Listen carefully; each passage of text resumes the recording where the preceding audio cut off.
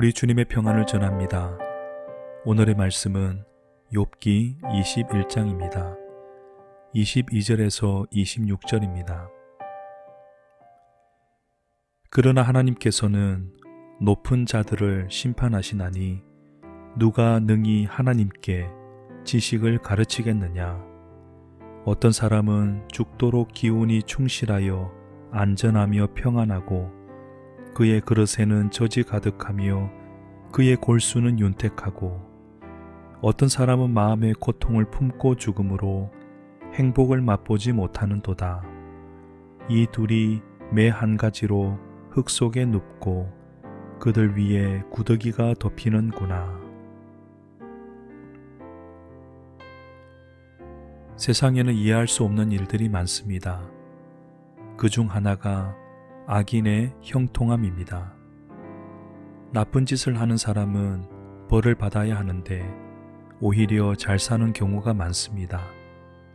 그럴 때 우리는 세상이 공정하지 못하다는 불만을 품게 되고 결국에는 하나님께 화살을 돌리게 됩니다.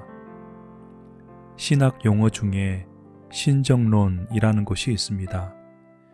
전지전능하신 하나님이 어떻게 악의 존재를 용납하시는가? 사랑의 하나님이 왜 세상에서 범람하는 악을 막지 않으시는가? 이러한 의문을 다루는 분야입니다. 욥도 지금 신정론에 대해 말하고 있습니다. 친구들과 대화하면서 그것에 대한 고민이 더 깊어졌습니다. 왜 어떤 사람은 죽을 때까지 윤택하게 살고 왜 어떤 사람은 죽을 때까지 행복을 맛보지 못하게 되느냐는 겁니다. 그러나 한 가지 분명하게 고백하는 것은 아무도 하나님께 지식을 가르칠 수는 없다는 것입니다.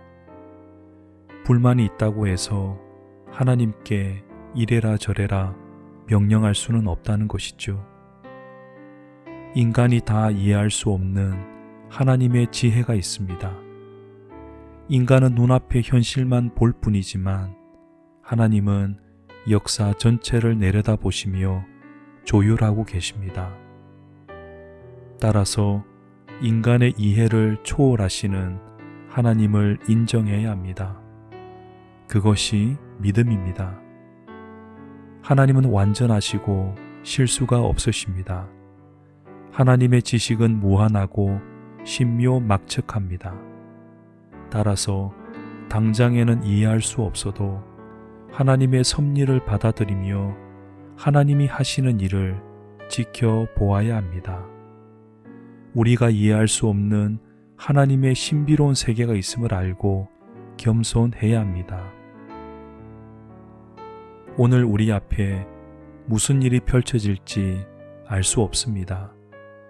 하지만 우리는 주님의 손안에 있는 양입니다. 선한 목자이신 주님께서 우리를 바르고 안전한 길로 이끌어 주시기를 간절히 기도합니다. 자비의 주님, 이해할 수 없는 일을 만나도 당황하지 않고 주님을 바라보게 하옵소서. 우리는 무지하지만 주님은 우리가 가야 할 길을 아십니다. 주님께 온전히 맡기오니 두 손 잡아 인도하여 주옵소서. 우리 주님 예수님의 이름으로 기도합니다. 아멘.